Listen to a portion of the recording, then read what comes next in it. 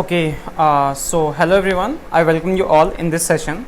So इस session में हम मतलब अब बेसिकली हम क्या करेंगे, कुछ छोटे छोटे लेक्चर की सीरीज लेके आएंगे. ठीक है, बाकी जो आपके सीरीज चल रहे हैं जैसे स्पेशल फंक्शंस के जो सीरीज हैं वो तो चलते ही रहेंगे. उसके साथ ये जो सीरीज है यहाँ पे हम बात करेंगे कि जो आपकी क्लेपनर है, ठीक है, हम क्लेपनर के कुछ सोल्यूशन, कुछ प्रॉब्लम्स जो है उनको कलेक्ट करेंगे और उनको सॉल्व करने की एक एक करके कोशिश करेंगे. ठीक है, क्वेश्चंस बिल्कुल रैंडम होंगे, लेकिन आई एम प्रॉमिस यू कि कम से कम 150 से 200 क्वेश्चन जो मैं आराम से इस सीरीज में आपसे मतलब आपके साथ इसको सॉल्व कर लूँ. कम से कम 150 क्वेश्चन का टारगेट अगर रख के चले, 100 क्वेश्चन का भी अगर टारगेट रख के चले तो आपके पास एक सिग्निफिकेंट अमाउंट ऑफ क्वेश्चन जो आपके पास कलेक्ट हो जाएंगे. ठीक है, अच्छा अब करते हैं क्वेश्चन को शुरुआत. ठीक है, ये जो क्वेश्चन है चैप्टर 8 का, और क्वेश्चन बिल्कुल रैंडम होंगे, लेकिन मैं आपको बता दूंगा कि कौन से चैप्टर से, तो क्वेश्चन जो उसको आप आराम से रीड कर सकते हो बुक से जैसे भी हो. तो this is a question from chapter 8. इसका क्वेश्चन नंबर जो दैट इज 8.1. क्वेश्चन देखो ध्यान से रीड करो. Sorry, a uniform thin rod of length L and mass m is pivoted at one end. The car is accelerated at a rate a. car का जो acceleration है that is rate a. What is the equilibrium value of the angle theta between the rod and the top of the car? ठीक है, आपसे क्या पूछा कि what is the value of the angle theta? Theta जो है मतलब आपको एंगल कैलकुलेट करना है between the rod and the top of the car. Rod और कार के टॉप के बीच में एंगल क्या बन रहा है. Suppose the rod is displaced by angle phi, then what is the motion of its small phi. मतलब अगर आपने उस रॉड को, मैं इसको डायग्राम से समझा देता हूं, देखो ध्यान से. आपके पास है क्या, थोड़ा ध्यान से देखना. ये कार जो है ना, मान लो कि इस तरह की कोई कार जो है ये चली जा रही है. ठीक है, ये कोई कार है. ठीक है, डायग्राम अच्छी नहीं है बट आप इसको समझना. जैसे मान लो कि ये कार है, इस कार के टॉप पे क्या किया आपने, एक एंड पे आपने एक रॉड जो है उसको बांध दिया. ठीक है, और रॉड जो है ये थीटा एंगल बना रहा है इसके साथ. ठीक है, मतलब क्या कर रहा है कि बेसिकली आपका कार जो आगे की तरफ एक्सीलरेट हो रहा है, तो ऑब्वियसली इस रॉड पे जो स्यूडो फोर्स एक्ट करेगा वो पीछे की तरफ एक्ट करेगा. आपसे पूछा ये क्या है कि इस थीटा की वैल्यू क्या होगी, इस थीटा की वैल्यू क्या होगी कि रॉड जो है ना वो इसी पोजीशन पे रह जाए. रॉड जो है इसी पोजीशन पे रह जाए, ये ना तो इधर जाए ना इधर जाए. मतलब बेसिकली आपका इधर का फोर्स इस साइड के फोर्स को जी को जो है वो मतलब बैलेंस करना चाहिए. तो बेसिकली ये वाली बात होगी. क्वेश्चन आपका ये है. तो देखो आप सीधी सी बात है, ये समझो जैसे सुबह वाले क्वेश्चन में आपने करा था, आपको ये देखना है कि ये मान लो कि ये आपका मान लो कि सेंटर ऑफ मास है. इसका सेंटर ऑफ मास से क्या करो, यहां पे आप परपेंडिकुलर जो वो ड्रॉ कर दो. ठीक है, आई होप आपने ये काम कर लिया. चलो, जब आपने परपेंडिकुलर ड्रॉ किया, अब इसमें क्या करो, चीजों को समझने की कोशिश करो कि यहां पे ये क्या कहने की कोशिश कर रहा है. ठीक है, आप यहां पे देखो कि आपसे कहने की कोशिश क्या करी जा रही है कि ये मतलब बेसिकली आपका इक्विलिब्रियम में जो आपका ये जो ऑब्जेक्ट है वो कैसे यहां पे खड़ा रहेगा. ठीक है, तो आपको क्या पता है कि इससे अगर मैं कैलकुलेट करूं तो जी इफेक्टिव मेरा कितना हो जाएगा. आपको पता है ना कि देखो ये जो होगा इस पे दो तरह के फोर्सेस लगेंगे. एक नीचे की तरफ जी एक्ट करेगा और पीछे की तरफ एक आपका ए जो है एक्सेलरेशन जो है वो एक्ट करेगा. Very good. ठीक है, तो इसका मतलब मेरा जी इफेक्टिव जो है या नेट एक्सेलरेशन बोल सकते हैं इसको, नेट एक्सेलरेशन बोल दो. जी इफेक्टिव बोलना ज्यादा अच्छा नहीं, जी इफेक्टिव पेंडुलम के केस में अच्छा लगता है. सो जी मतलब नेट एक्सेलरेशन जो हो जाएगा दैट विल बी जी. ठीक है, and minus of A. I hope this part is okay. G minus of A मतलब आपको क्या चेक करना है, इधर की तरफ आपका क्या फोर्स लग रहा है, that is basically this is your G, और ए जो लग रहा है वो इधर की तरफ लग रहा है. मतलब आपका जो नेट फोर्स होगा this will be in this direction. Right, ये इस डायरेक्शन में, और आपका ये जो है इसको बैलेंस करना चाहिए. राइट, यही चीज होगी. तो आपका ये जो हो गया दैट इज जी माइनस ए. अच्छा, जब जी माइनस ए आपका आ गया, अब रॉड जो है ये इक्विलिब्रियम में कब होता है. रॉड के इक्विलिब्रियम के लिए जैसे देखो, अगर मैं इसका वेक्टर से डायग्राम बनाऊं तो दिस इज सिंपली जी. ठीक है, आपका ये हो गया दिस इज योर, ये आगे की तरफ क्या था आपका ए था, तो पीछे की तरफ क्या हो जाएगा आपका माइनस ए हो जाएगा. ठीक है, तो आपका जो नेट होगा that will be this and this is your theta. Right, ये थीटा है. अब एक बात बताओ, ये ए है, this is also minus A, ये भी तो ए ही होगा ना, this is also minus A. तो इसका मतलब थीटा क्या हो गया, that is equal to tan inverse ji upon A. क्योंकि हम मैग्नीट्यूड की बात करते हैं इसलिए यहाँ पे माइनस ए, इसका सिर्फ मैग्नीट्यूड लिया, so that is simply a. So आपका थीटा जो होगा इक्विलिब्रियम कंडीशन में theta that is equal to tan inverse ji upon a. I hope आपको ये चीज समझ आ गई.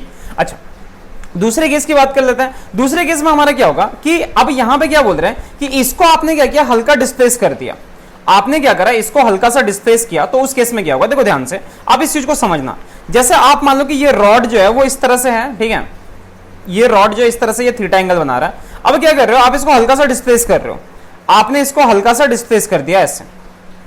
ठीक है, डिस्प्लेस कर दिया. अब यहां पे क्या बोला है, या एक बार क्वेश्चन मेरे को रीड कर दो. Sorry, suppose the rod is displaced by small angle phi. अगर आपने इसको क्या किया, फाई एंगल से इसको डिस्प्लेस कर दिया आपने, दिस एंगल इज फाई, मान लो कि आपने इसको डिस्प्लेस कर दिया. तो अब इस केस में क्या होगा, देखो इस केस में आप टॉर्क निकाल सकते हो ना. I hope you can calculate the torque value. जब आप टॉर्क निकालोगे, टॉर्क क्या होता है, अगर आप टॉर्क की बात करो, so torque that is equal to L by 2 mg prime. I hope this part is okay, right? mg prime times phi tau equal to I alpha ना, नहीं एक सेकंड tau या that is equal to phi. I hope this part is okay. कि tau जो हो गया आपका L by 2 into mg and that is sin phi, और चूंकि स्मॉल एंगल था या that should B sin phi, so that should be L by 2 mg prime. g prime नहीं a prime कर दो, इसको नेट एक्सेलरेशन कर दो, ज्यादा अच्छा रहेगा. m a प्राइम और उसके बाद यहाँ पे साइन फाई, और साइन फाई स्मॉल एंगल के लिए क्या करेंगे L by 2 m a prime and phi. I hope ये चीज आपको समझ आ रही है. देखो अगर आप इसको हल्का सा पर्टअप करोगे, हल्का सा क्या करो, आप इसको डिस्प्लेस कर दो. सो जब आप देखो, जब इक्विलिब्रियम में there won't be any torque, right? Equilibrium में कोई टॉर्क नहीं होता, लेकिन जब आप इसको हल्का सा पर्टअप करोगे तो आपका टाउ क्या हो जाता है, tau that is equal to r cross F.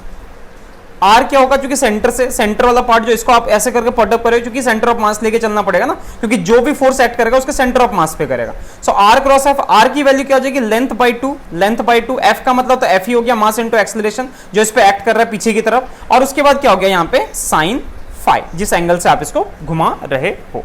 ठीक है, आई hope this part is okay. अच्छा, ये चीज आपकी होगी, और ये चीज किसके इक्वल होगी, टाउ किसके इक्वल होता है, tau that is equal to I times alpha, and alpha that is equal to I phi double prime. This is what, this is angular acceleration. I hope ये चीज आपको समझ आ गई. ठीक है, अगर ये चीज समझ आ गई, इसका मतलब हम अपन क्या कर सकते हैं हम यहाँ पे कि I times phi double dot that is equal to L by 2 m a prime into theta.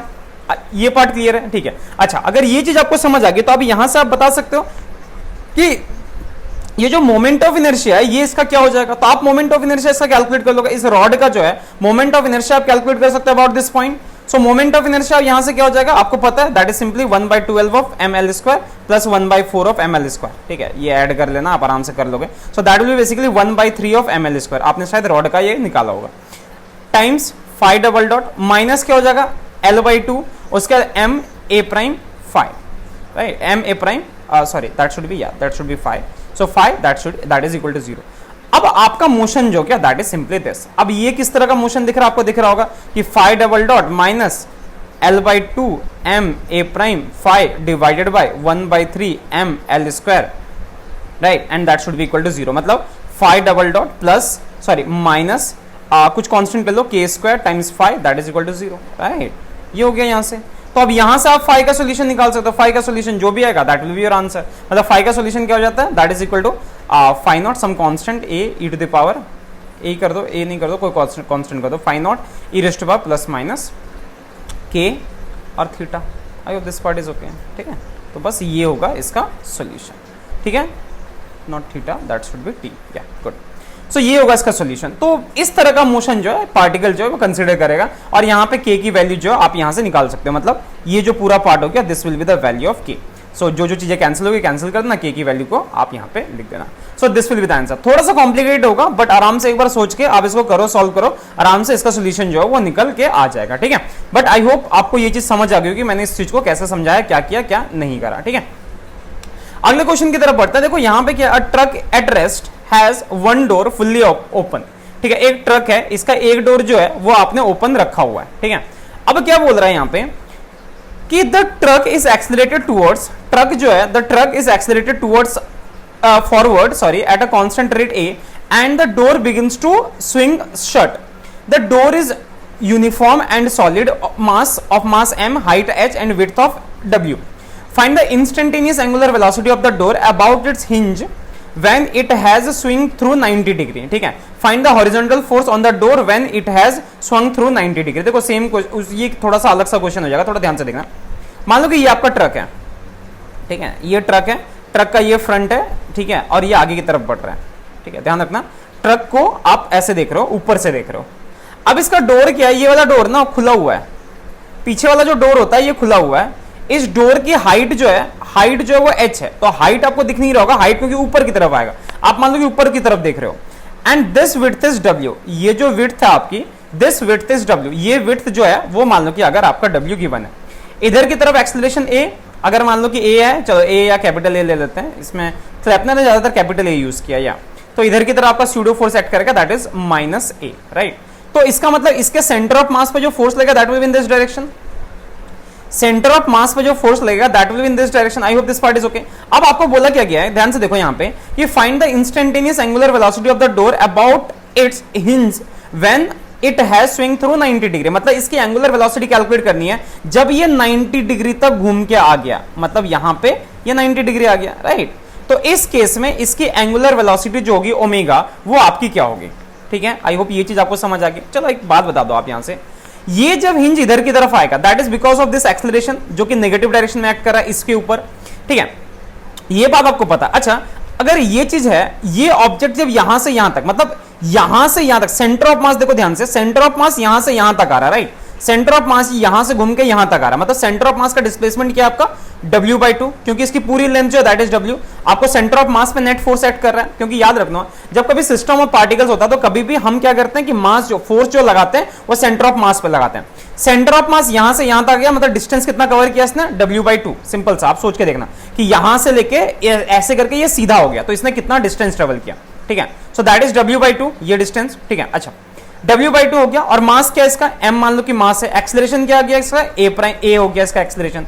And ये क्या होगी इसकी, this is potential energy and that should be equal to its kinetic energy. Kinetic energy क्या होती है, half I omega square, या right, ये half I omega square हो गया, ठीक है। अब क्या कर सकते हो आप इसके लिए, फिर से ये हिंज यहां पे फिक्स है, ठीक है। तो आप ये देखो कि अगर कोई रॉड है जिसकी लेंथ ये है, अगर रॉड है जिसकी लेंथ अगर L है और इसके अबाउट अगर आप मोमेंट ऑफ इनर्शिया कैलकुलेट करते हो, ये कितना आता है 1/3 ml स्क्वायर। तो यहां पे ये क्या हो जाएगा, हाफ 1/3 m w स्क्वायर।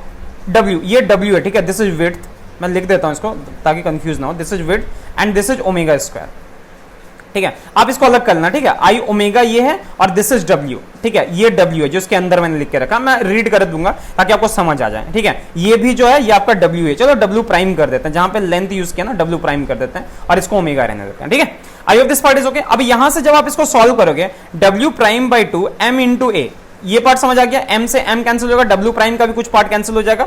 सो जब आप इसको सॉल्व करोगे यहां से omega that will be equal to क्या आ रहा है, देखो ध्यान से देखो, 3 आ रहा है यहाँ पे, 2 कैंसिल हो गया, 3a omega prime.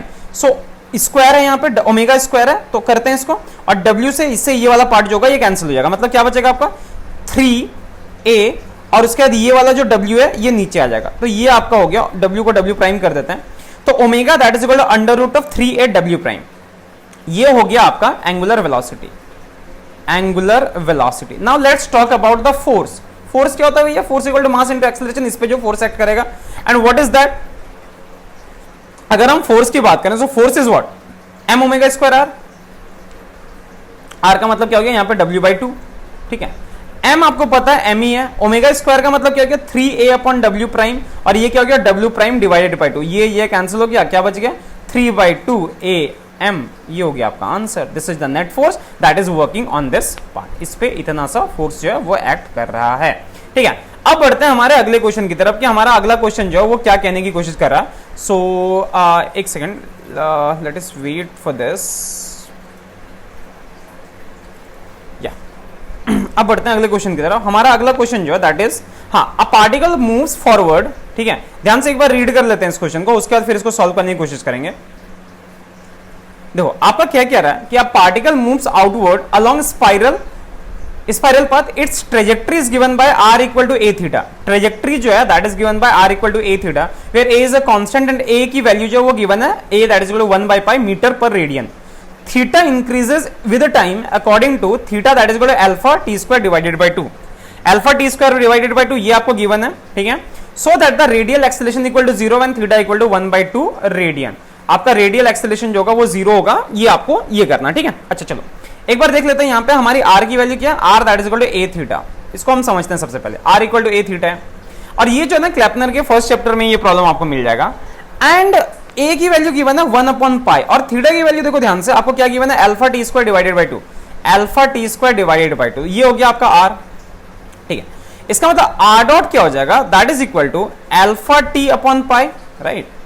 Alpha t इसको जब आप डिफरेंशिएट करोगे तो आपको ये मिलेगा अल्फा टी अपॉन पाई। अच्छा, आर डबल डॉट क्या जाएगा, इसको फिर से डिफरेंशिएट करो तो that is alpha over pi. Very good. Theta आपने निकाल लिया, ठीक है। थीटा आपका क्या गिवन है, alpha t square divided by 2। Theta dot जब आप निकालो, क्योंकि इन सब की आपको जरूरत पड़ेगी ना, वेलोसिटी वगैरह सब में इसकी जरूरत पड़ने वाली है, तो theta dot that is equal to alpha times t. And theta double dot that is equal to alpha. I hope ये सारा पार्ट आपको क्लियर हो गया। आप पूछोगे सर इनकी क्या जरूरत पड़ेगी, भैया इन्हीं की जरूरत है। आपको पता ना what is velocity, so velocity that is equal to r dot r cap, आपको याद होगा, plus r theta dot into theta cap. R dot की वैल्यू आपने कैलकुलेट कर रखी है यहाँ पे, alpha t divided by pi, alpha t divided by pi, और उसका ये आर कैप हो गया, प्लस आर की वैल्यू तो 1 बाय पाई, और आर की वैल्यू यहां से ध्यान से देखो, आर की वैल्यू क्या है 1 bye pi alpha t square divided by 2, alpha t square divided by 2, और थीटा डॉट की वैल्यू क्या है, that is alpha T and that is theta cap. ये हो गया आपका, ठीक है। आई होप इसमें और ज्यादा कुछ करने की जरूरत नहीं पड़ेगी। सो that is simply your velocity. Now what about acceleration, क्योंकि हमें एक्सेलरेशन का रिलेशन फाइंड करना है ना, so that a radial acceleration, तो रेडियल एक्सेलरेशन ही फाइंड करना है सिंपली। तो रेडियल एक्सेलरेशन क्या होता है, ए आर, और कुछ इसमें एक्सेलरेशन का काम है क्या, ओ नहीं, टेंजेंशियल एक्सेलरेशन की भी जरूरत पड़ेगी, तो कर लेते हैं उसको भी। तो हमारा ए आर इंटू क्या हो जाएगा, r cap plus a theta into theta cap, right. तो ये क्या होता है, ए आर क्या होता है basically r dot minus r theta dot का स्क्वायर, ठीक है, times r cap plus r theta double dot plus 2 r dot theta dot and theta cap. I hope this part is okay.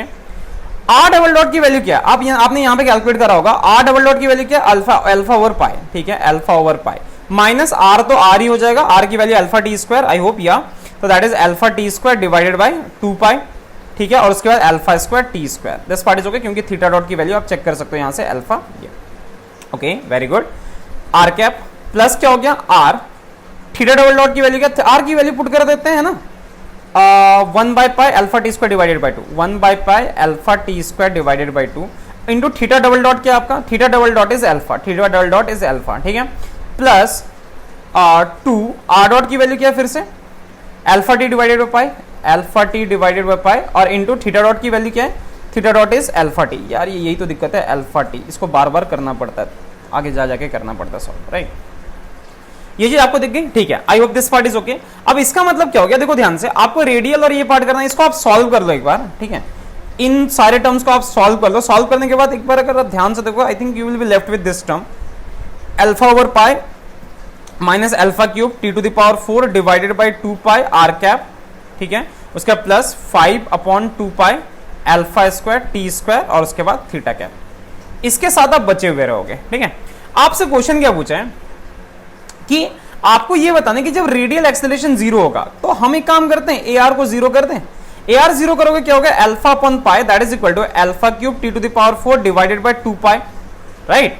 ये खत्म, ये बात आपको समझ आ गई। आपको क्या करना है, टी फाइंड करना है, सॉरी थीटा फाइंड करना है। आई hope this part is okay, कि आपको क्या करना है, थीटा फाइंड करना है, ओके। तो यहां से आपका टी टू द पावर 4 क्या हो जाएगा, अगर टी की पावर 4 की अगर बात करें, टी टू द पावर 4 क्या हो जाएगा, क्योंकि आपको थीटा फाइंड, ये फाइंड करना नहीं, थीटा फाइंड करना। So T to the power 4 that will be equal to, ये खत्म हो गया, पाई से पाई खत्म हो गया, so T to the power 4 that is equal to 2 over, मैं गलत कर रहा हूं क्या, T to the power 4 that is equal to 2 alpha square ना, so 2 over alpha square, right, या 2 इधर चला गया अल्फा स्क्वायर, या so T to the power 4 that is equal to this. ये बात आपको समझ आ गई। अच्छा, आपको निकालना क्या है, इस टी के लिए थीटा की वैल्यू क्या होगी। सो थीटा की वैल्यू आपको पता है, थीटा क्या होता है, अल्फा टी स्क्वायर बाई 2। अच्छा, अल्फा टी की वैल्यू क्या है, under root of 2 divided by alpha, right. तो इसका मतलब ये क्या हो गया, so that is equal to, इसको अगर आप सॉल्व करोगे, अल्फा अल्फा कैंसिल हो रहा है और 2 नीचे था ही, तो this will be 1 by root 2। So for this particular value of theta, theta की इस पर्टिकुलर वैल्यू के लिए आपका रेडियल एक्सेलरेशन जो होगा वो 0 होगा, ठीक है। अब दूसरी चीज क्या है कि आपसे पूछा गया है, एक सेकंड, दूसरा क्वेश्चन भी है ना इसमें, कि at what angle do the radial and acceleration ये आर इक्वल, रेडियल और टेंजेंशियल एक्सेलरेशन जो है कहां पे इक्वल होंगे। So let us do this, करते हैं इसको।